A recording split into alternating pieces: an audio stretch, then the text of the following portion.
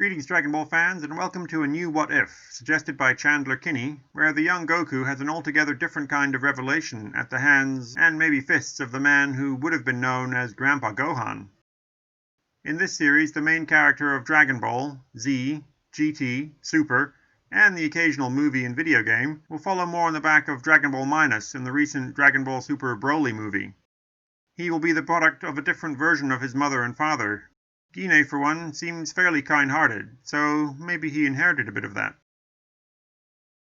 When Master Gohan first found the strange, strong, and somewhat simian boy bouncing around in what to him was a mere tenth of a G, he was rather amused. The trip home with said boy was something that truly tried the old man's patience. After a few weeks of chasing, being chased by, and gently defending himself against the aggressive little monster, Master Gohan had had enough.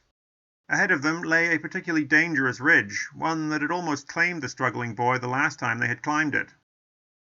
This time, though, exasperated with his constant fighting, struggling, and worst of all, the biting, Master Gohan sets the boy down and faces him. If he wants to fight so much, then here we are. He's ready to fight, is the boy.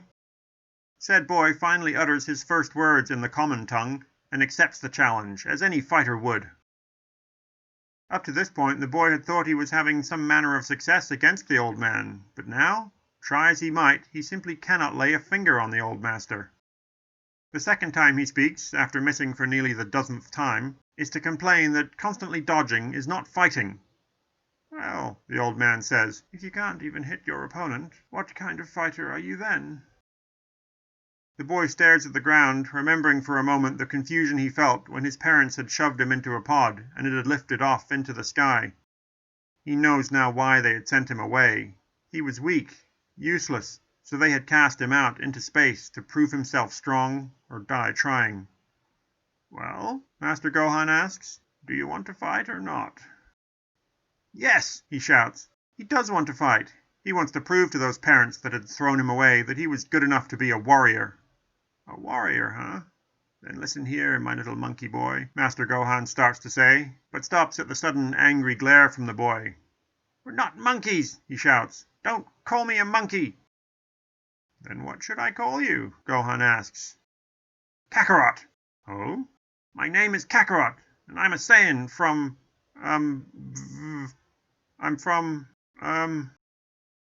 well, okay then, Kakarot, from I am Master Gohan, from Earth, and if you follow my rules to the letter, I will teach you all that I know about fighting. He smiles at the look of hope on the boy's face.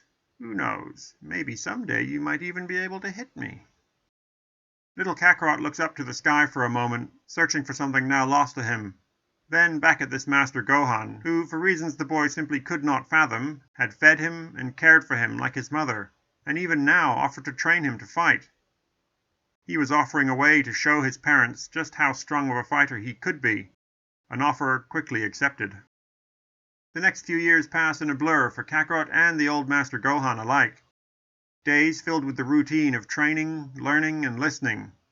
While Kakarot has little interest in the written words and numbers, he made a promise, hadn't he? He was determined to learn everything this man had to teach, and to finally land a blow. They would rise early and train each morning, then eat. Oh boy, would they eat. Oh, okay, so maybe the boy would eat. It quickly became apparent that Master Gohan's appetite paled in comparison to Kakarot's.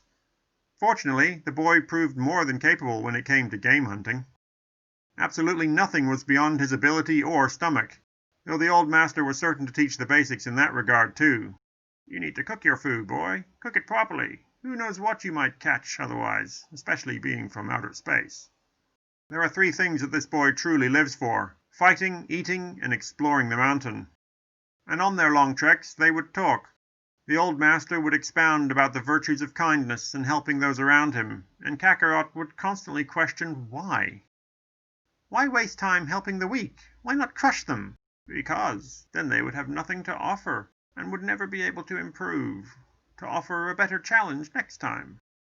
And of course, even the weakest can teach you things. Look at the birds. They are so weak and easy to catch and kill.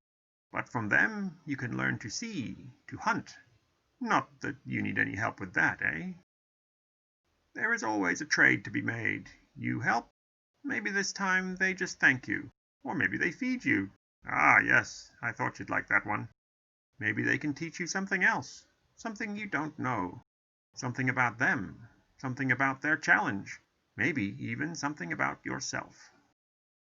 On things Master Gohan didn't know, little Kakarot didn't have much to offer, but he did remember some of what his parents had taught him. One glaringly obvious thing that came up early in these walkie-talks, as he called them, were bits and pieces about the Saiyans, and more specifically their tails, and how they related to full moons. While Master Gohan was skeptical at first, he decided to take the boy at his word for now. He wasn't a normal boy, that was certain. He'd never before heard of a boy born with a tail, and certainly not one possessing such incredible strength. The way he had bounced around in that crater while trying to reach the edge, it was as if he was 10 times too strong to even walk normally. Maybe there was something to that tail as well.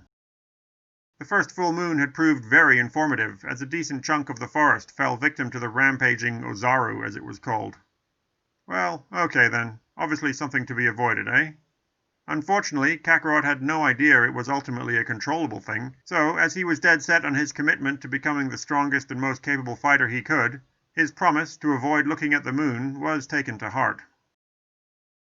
One day, while Kakarot at least thinks they're sparring lightly, they are interrupted by something noisy and smelly.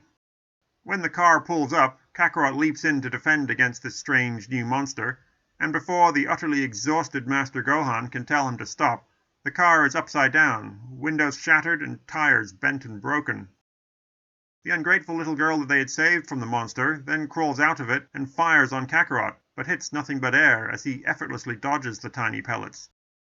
After Master Gohan manages to call a halt to the proceedings, Bulma introduces herself and tells them of her quest for the Dragonballs. Giving theirs to her would almost make up for her wreck of a car. Unfortunately, these are not something that they are familiar with. There are certainly no dragons on the mountain, and Kakarot here would know, and probably have eaten a few of them by now. Master Gohan then heads inside and comes back with a dusty capsule of his own. Perhaps this will make up for the car. He clicks and tosses the capsule, but what appears is not at all what Bulma had expected. An ancient, dilapidated old clunker with bits falling off. While it is probably an original, an actual Model 1, if anyone saw her driving around in that thing, why, she'd be laughed out of school. The bumper gets taped up, but it won't even start. Oh dear. Master Gohan then thinks for a bit and says that, the least they could offer her is a nice home-cooked meal and a bed for the night. Kakarot here went fishing just this morning, so there's plenty to share. Once inside, it doesn't take Bulma long to spot what she's actually after. There, on the shelf, is the 4-star Dragonball. Ooh, that's what she wants. Curious as to what it is, Master Gohan asks her to explain, and she fills them in on the Dragon Balls and the mighty wish-granting dragon that can be summoned if you collect all 7 of them. Unsure of her motive, though, Master Gohan feels it is only appropriate that he test them. Just what will her wish be? Oh, strawberries. That doesn't seem so bad. But this is a girl, and they can be fickle. Can he trust her wish to remain so innocent? Her attempt to entice them both with a peek at her undies does not do her much favor. Maybe if she had tried that on his old master, she'd have had more luck, but Master Gohan is not so easily swayed. Kakarot, meanwhile, shows even less interest in it than he does in the math tables Master Gohan makes him study every other day. So she wears lighter clothing under her outer clothing. Whoop-de-doo. At least that math stuff lets him plan out where to hunt during what seasons. Master Gohan by now has long sensed Kakarot's desire to see more and to know more. He had, after all, encouraged it in the boy, seeing all there is to see and learning all there is to know, at least how it pertains to martial skills. But he was also well aware that he was running out of things, let alone the strength, to teach. It wouldn't be long before his usefulness would be over, especially now in his later years. So he will grant her the use of the Dragon Ball on one condition. Kakarot here will accompany her to collect the ball once the wish is granted. A wish is a powerful thing after all, so it wouldn't do to have them freely available for just anyone to have and wish for whatever they want. While Bulma is unsure of this, she remembers how easily this strange boy had wrecked her car. Maybe having a bodyguard of sorts would be okay. Sure, he's a bit intense, but he seems nice enough once his stomach is full. Her interest is certainly piqued when the boy emerges from the hut the next morning, wearing some strange ribbed body armor under his clothes. It has some truly silly-looking arm pads and waist flaps. The evening of the day they depart, his usefulness is more than proven. A pit stop goes horribly wrong when a pterodactyl decides that she'll make a good snack, but her shriek is cut off abruptly as the dinosaur collapses backwards, with a long red stick poking out of its eye socket. While she sits recovering from the brief shock, Kakarot inspects tonight's dinner. Oh yes, this will do very nicely. Setting up camp, Kakarot is only slightly shocked by the appearance of the capsule house. He'd seen the car his master had produced, so apparently it's a fairly common thing. The TV, though, is just terrible. It's so noisy, and all the flickering images, and people doing silly dances. Why would anyone want to watch that, let alone listen to it? Luckily for us, and Bulma, Kakarot is not above a bit of self-care. Master Gohan's many lessons have fortunately included those basic things, like bathing, not to mention the whole boys and girls thing. He'd never actually met one before, though, so his curiosity does end up in a face covered in soapy water and a hairbrush launched his way for good measure. When he then wipes his eyes with his tail, Bulma remembers what that old man has said. He's not from around here. A Saiyan, was it? From the comfort of her bath, and with him safely not in the room with her, she asks him more about himself. If the story prompts tears, they are mercifully lost in the steam and bubbles of the bath. That poor boy, dumped in the woods by his parents because he was weak? Geez, he's anything but weak. Just ask her car. And that dinosaur. Oh, maybe it's because of his tail. No, all Saiyans have tails. She'd never heard of Saiyans before yesterday. Where could they be from? The next morning, Kakarot is less than pleased to find that his armor has been washed. It lies there, limp and large, on top of the dryer, utterly ruined. Bulma can only apologize, though. How was she to know it was supposed to be hand-washed in cold water? It's not like there was a tag. And here he had been so proud to have an excuse to put it on for that training quest his master had given him. But now? Finding himself in a bit of a funk, Kakarot heads outside in a huff to do his morning exercises. While flipping boulders up above the trees and air punching and kicking them into pieces, he inevitably runs into Turtle. A turtle? He's never tried turtle before. While he'd much rather have his armor, maybe there's something new to learn today. The taste of a turtle. Before the thing meets its untimely demise, Bulma says that there is no way he is eating that. Why not? It can talk. But that pterodactyl had talked, and she hadn't complained. She'd even had some. Yeah, but it was going to eat me, so that's its own fault. When Turtle asks if they could just please return him to the sea, Kakarot can't help but recall Master Gohan's lessons. He had spent so long living by those rules that he had barely to consider them before agreeing to help. What this turtle could teach him, he couldn't say, but there's always the chance. A chance to learn something new, even if it wasn't strictly about fighting. As he runs along the road to the ocean, carrying the massive thing, they are of course set upon by the bear bandit, who also wants to eat the turtle. Kakarot quickly sees that he has nothing to gain here. Well, not exactly nothing. Breakfast will be bear steaks. It even came with its own knife. How convenient.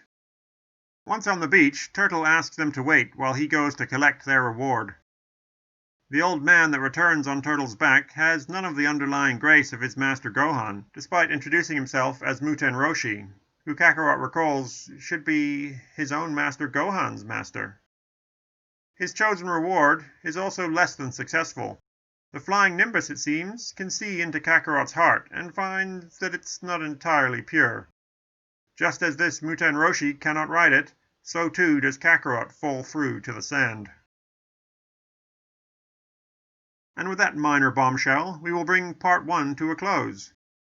The young Kakarot has made his home on Earth, and while his Saiyan nature remains intact, he has spent years strictly adhering to his master Gohan's lessons and rules. As a result, this version of Goku is not exactly like either of them would be.